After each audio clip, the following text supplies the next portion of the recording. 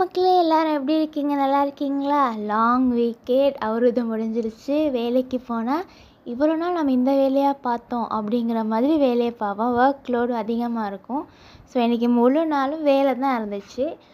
அந்த கேப்பில் நான் ஒரு போட்காஸ்ட் கேட்டேன். என்னென்னா ரம்யா ஷோன்னு ஆங்கர் ரம்யா நிறைய ஆர்டிஸ்ட்டை வச்சு ஒரு ஷோ பண்ணுறாங்க. அதில் இன்றைக்கி நான் மைக் கோபி அவங்களோட போட்காஸ்ட் தான் கேட்டேன்.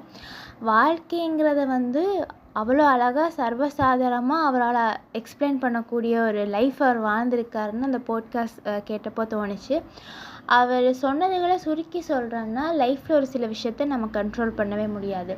மற்றவங்க நம்மளை கொசிப் பண்ணுறது, மற்றவங்க நம்மளை விமர்சிக்கிறது, நம்ம மேலே போகிறது, மற்றவங்களுக்கு பிடிக்காமல் போகிறது, நம்ம எவ்வளோ தான் எக்ஸ்பிளைன் பண்ணாலும் மற்றவங்க நம்மளை புரிஞ்சிக்காமல் போகிறது, ஒரு சில மக்களோட வாழ்க்கையில் நம்ம என்னத்தான் நல்லது பண்ணாலும் அவங்களுக்கு அது கெட்டதாக இருக்கிறது, இப்படி நம்மளால் கண்ட்ரோல் பண்ண முடியாத நிறைய விஷயங்கள் இருக்குது. பட் கண்ட்ரோல் பண்ணக்கூடிய விஷயம்னா நாம் அதுக்கு எப்படி ரியாக்ட் பண்ணுறோம், நம்ம இமோஷன்ஸை நம்ம எப்படி வெளிக்காட்டுறோம், நம்ம இமோஷன்ஸை நம்ம எவ்வளோ கண்ட்ரோலில் வச்சுருக்கோங்கிறத நம்ம கண்ட்ரோல் பண்ண முடியும்.